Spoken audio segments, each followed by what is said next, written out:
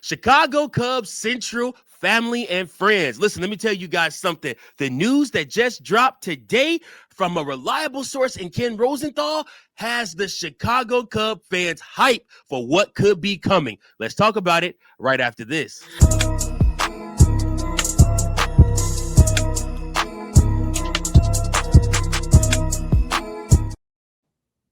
Welcome in, everybody, to another episode of Chicago Cubs Central. I'm your host, Mike Jones. Thanks so much for tuning in, guys.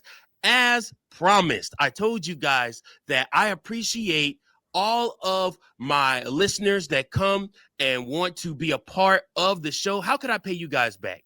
Well, there was one way I could possibly do that, and that was adding you guys into the show. So our first episode, our first listener appreciation episode, guys, listen, I got my boy here. I honestly feel like we're long lost friends. We've been talking, hyping up, getting excited to do this episode together. Everybody, please welcome Rich Mercer to the show. Welcome, Rich. How you doing, man? How you guys doing today? Thanks for having me, Mike.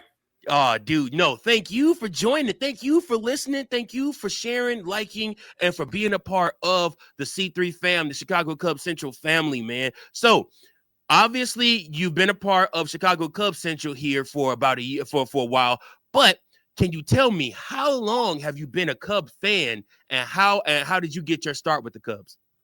Well, 1984, when the Cubs had their magical year. There you go. That's when I was a Sox fan in 83, and then the Cubs in 84 just won me over, and all the players they had. And I've been a Cub fan ever since. Gotcha. But out of all the players on that 84 squad, who were some of your favorites? Well, Rhino for sure. Absolutely.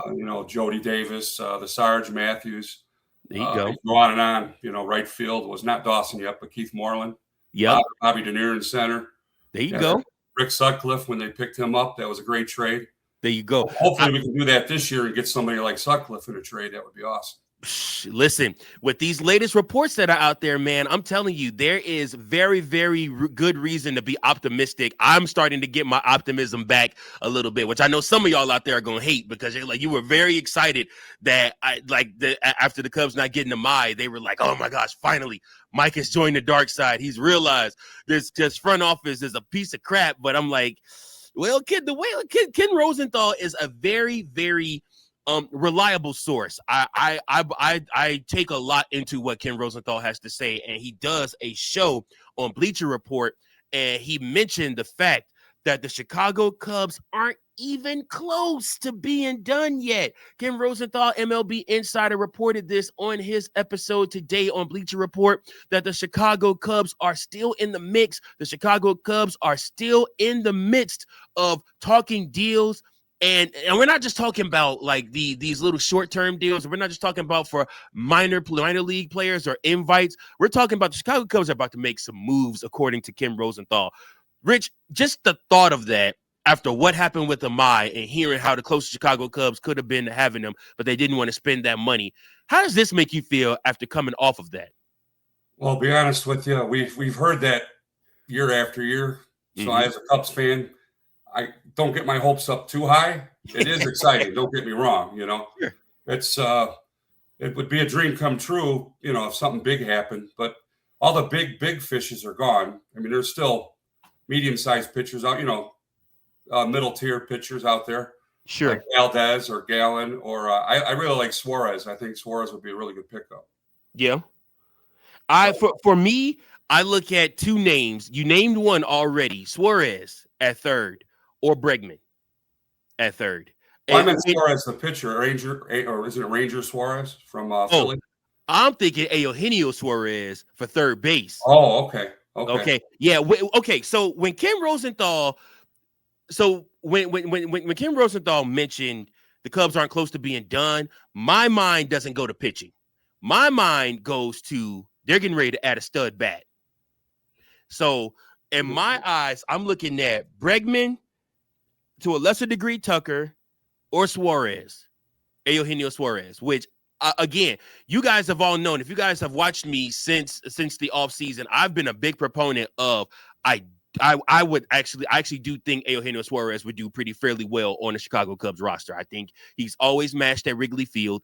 And you need somebody that can hit really, really well a home run wise. And he's somebody that can absolutely offer that for the Chicago Cubs.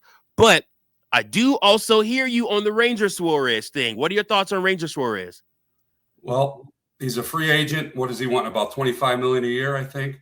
Yeah, probably get him for 3 years at yep. 25 a year, and then you go get maybe Gallen, but then you're running out of money. Then if you get both of those, but right, two stud pitchers at the top of your rotation, and Horton, he's like a baby stud right now. He's still in his, he's still young. So do you want to put everything in your basket with him in your 1 and 2? I think you keep it in the 3 spot, and you go find yourself 1 or 2 big studs.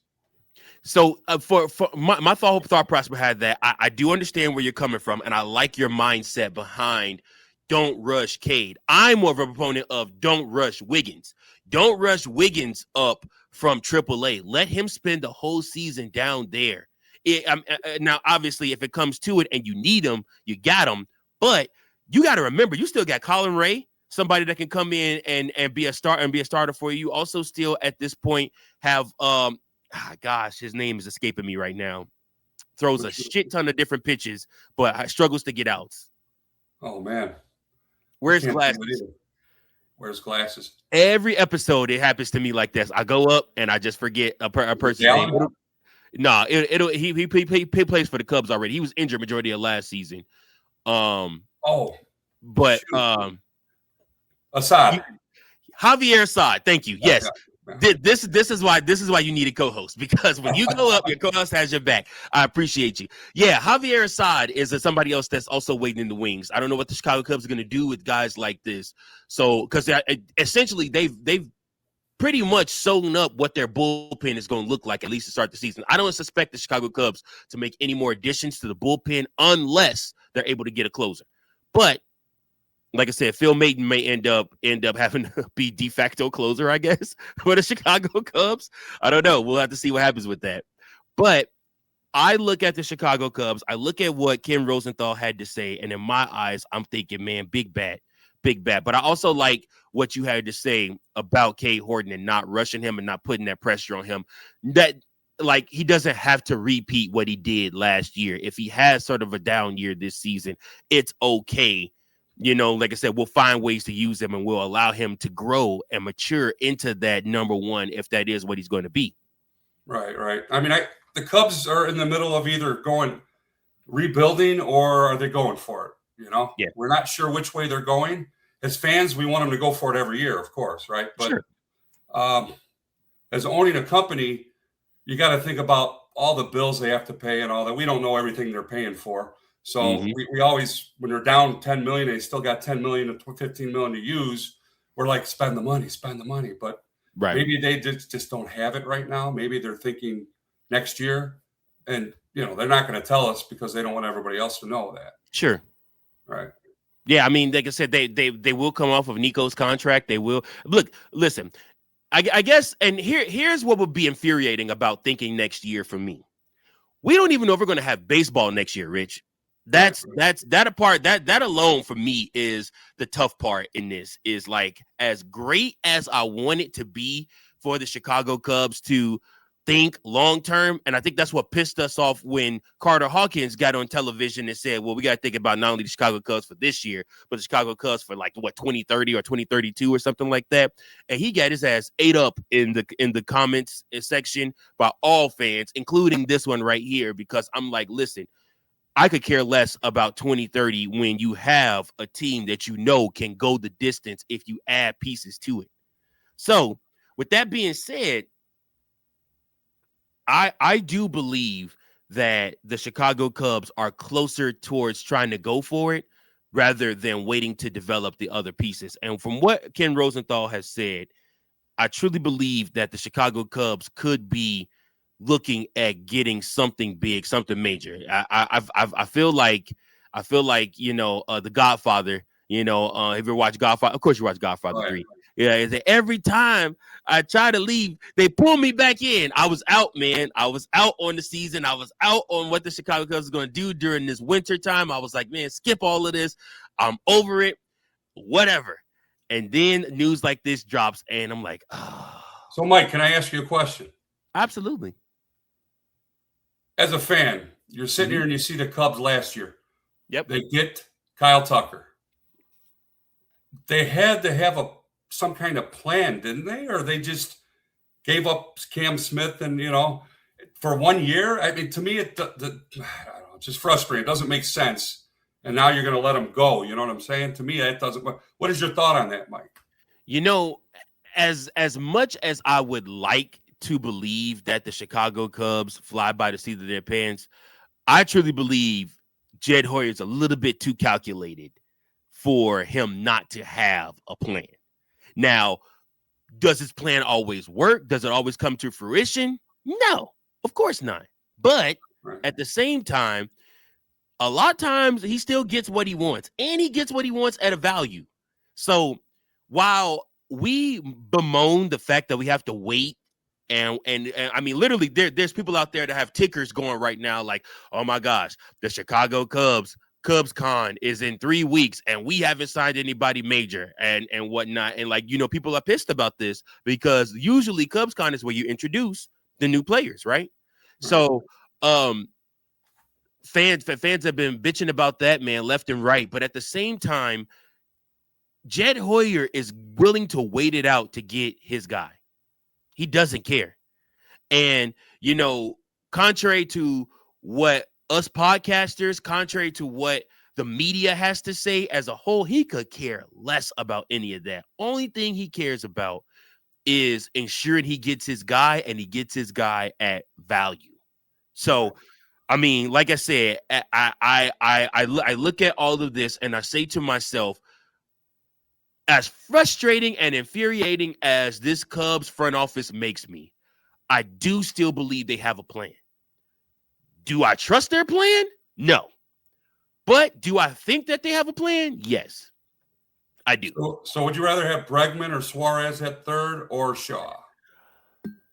Well, I'm gonna be completely honest with you. I'm rolling with it in this order: Bregman, then Suarez, then Shaw. And the reason I'm saying this is because you could easily put Shaw in at third base for defensive purposes. You could sub him in for defensive purposes at the end of a game if you got Suarez. If you got Bregman, you get the best of both worlds. You get the defense and you get a power hitter. But he's not really that powerful of a hitter, Mike. What is he? Best year was 28 homers, 29 in Houston, I think, maybe. Right. If you want a power bat, I think you go with Suarez for 1 or 2 years. Sure. He's going to hit at least 30. He might bat 250, but he's giving you at least 30 a year. Bregman's only going to give you maybe 20. I think Bregman could give you more than 20. I would go more like 25. But listen, that's still more home runs than what Matt Shaw is going to be able to give you. And like I said, we saw what Matt Shaw did for majority of the season. No, he was not our third baseman the whole season. Yes, he had that stint down in AAA. But at the same time, he got called back up and he played majority of the season. And I mean, for what it's worth, defensively, I feel like Matt Shaw did a pretty okay job. But there was moments where we needed him to step up in the batting order, and he just was unable to do so. You also got to think about it like this. If you go get somebody like a Bregman or you go get somebody like a Suarez and you put them in towards the top of the order, then that's pushing your catcher back, and that's also taking a lot more pressure off of Dansby Swanson. And I thought Dansby Swanson hitting at the bottom of the order last year really flourished.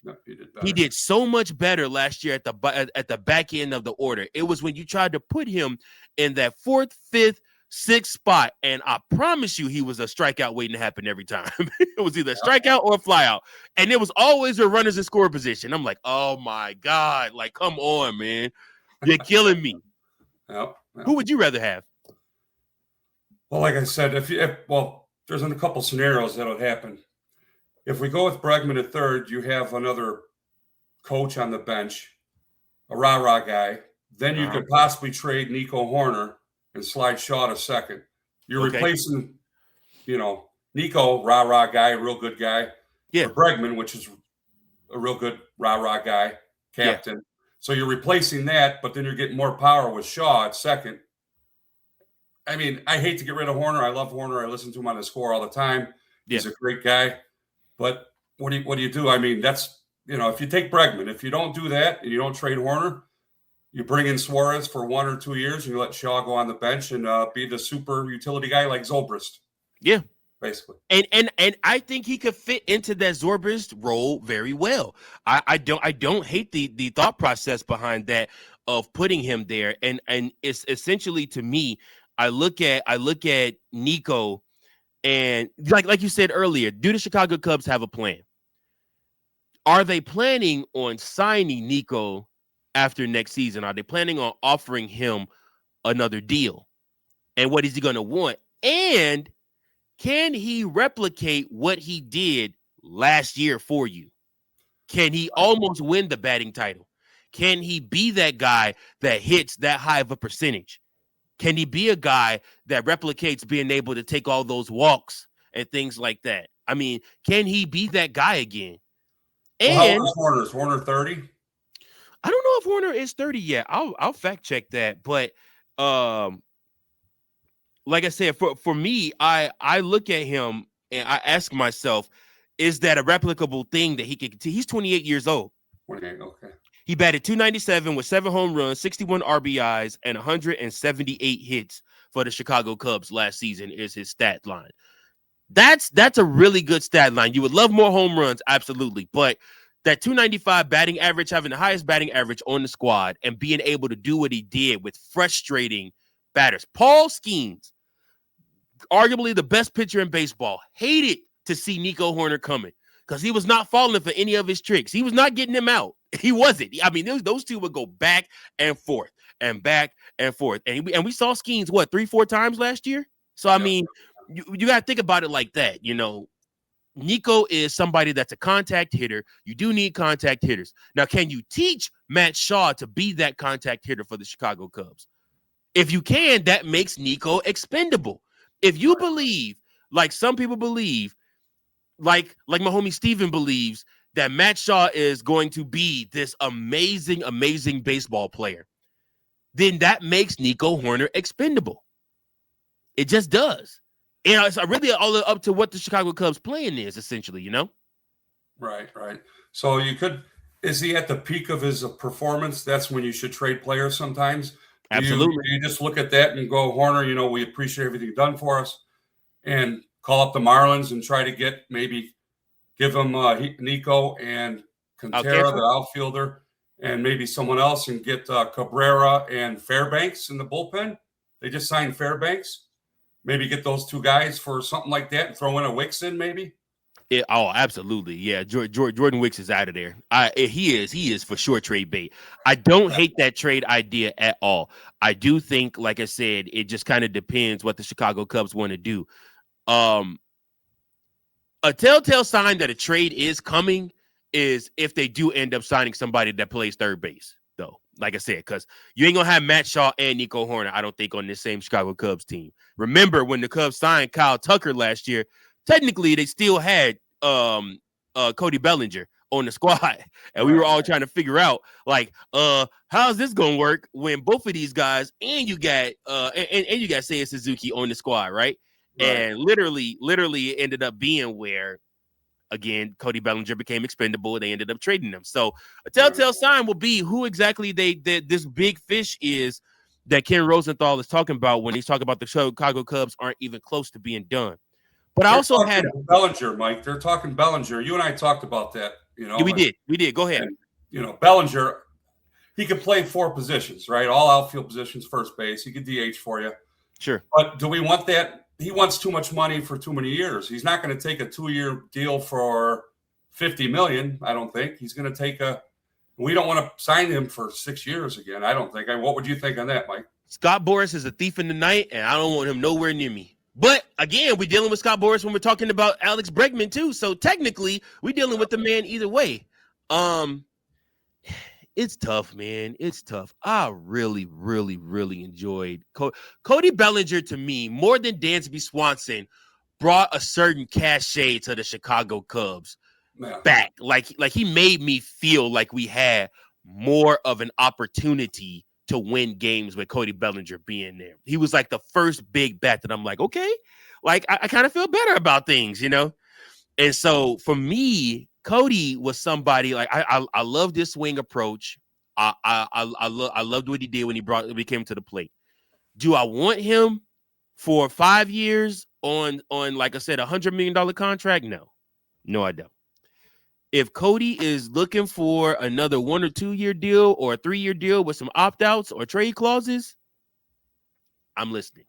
I'm listening, See, but especially go ahead, Mike. Go ahead. especially if you're not going to have Tucker, and especially if you want some type of relief potentially for center field or left field. Those are my thought process because, like I said, I mean, it's like you said, he can DH for you, he can play first base for you, he can play right field. I mean, he can play right field, left field, and center field for you. So I mean, he again is another kind of super utility player that is going to give you numbers. I mean, Cody Bellinger's numbers last year with the Yankees. I know it's a short porch, but he knows how to hit at Wrigley too. Yeah, he bat 330 against lefties last year too. I'll take that all day. I think it was 330 something. Yeah. Listen, the Chicago Cubs struggled against lefties last year. So, hey, I would love to have somebody like Cody Bellinger there, right? Right. But the general manager for the Cubs, we lost Amaya, what I heard, because we didn't want to give him an opt-out after 1 year. That's why we lost Amaya. He doesn't really like giving those opt-out years. Yeah. Yeah. So I think that the Chicago Cubs like to have control of the situation. So if it's a team option, that's one thing. But the player options, I think that they don't want to go with that. And shout out to Cubs locker room on X or Twitter. He was the big proponent for trying to tell us like, hey, listen, no, the Chicago Cubs are doing the right thing. Why would you give a player all this money or give this player all this type of control and then turn around and after year one of him doing good, he opts out and goes somewhere else and makes $100 million and then you're stuck with nothing. So I see both sides of things. I understand the Cubs like control. I understand that. I understand, like I said, that these guys are thinking value in what they try to get in their approach with free agency. And again, nobody wants to have to pay that money over back to Japan either, because there is a tax that you have to pay back over to where they're coming from also. So that's another reason why a lot of these players, especially with the Cubs, don't end up coming this way, you know, like I said. So the Cubs already paid that twice over between Seiya Suzuki and Shota Imanaga, which I think both of those players were worth it. I'm not mad about either one. I think both of those players were worth it in the grand scheme of things, especially with the year that Seiya is coming off of, and I think the year that Shota is about to have. So, okay. Shota, I was just going to say real quick, Mike. Go ahead. Did the Cubs shoot themselves in the foot by giving him $20 million a year? They offered it to him and he took it. Do you think they shot themselves in the foot? I think they should have waited to see what he could get on the open market first. Mm-hmm. They decided to offer him $20 million. I think it had something to do with the draft picks, though. Maybe qualifying offer. Right. And they made a qualifying offer to him, which is a part of the process. And then after that qualifying offer, he just accepted it, and they didn't expect him to accept that. But Shota likes Chicago and he likes the Cubs and he wants to be here. So he's like, screw it, I'll take it. And they're like, damn. Yeah. They're like, oh, no, wait a minute. I didn't think he was going to accept that because Kyle Tucker declined that qualifying offer so fast. It made everybody's head spin. Within the hour, he was like, no. But Shota molded it and was like, cool, yeah, I'll take it. I'll come back and prove it to you. And I think that's the thing. I think he wants to prove to not just them, but to all the doubters and the naysayers out there, like, no, I'm still that dude. I'm still that dude from the first season too. Like last year, I ran into some bad luck, but you know, like I said, I had some injury issues in 25, but I'm still that dude, and I think he's coming back to prove it. I want to do an episode where I talk about proving it because there are multiple Cub players on this team right now that are going to be proving things.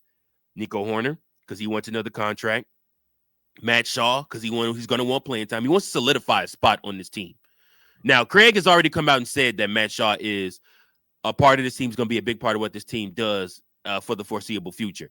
But that could all change in the blink of an eye if the right deal comes along. But he's going to be trying to prove something. Justin Steele, I can't wait to see what he's trying to prove when he gets off the injured reserve list, because I know he also is in a contract year. Cubs got some proven pieces, man, and I'm excited to see what those guys bring to the table this year. Show them Managa being one of them, man. You forgot to mention Grandpa. You know who Grandpa is? Who's Grandpa? Ian Happ. No. He's in his last year. I want Ian Happ so far away from the Chicago Cubs, but I know, I just know they're going to offer him another deal. That's where I want Owen Casey to go play.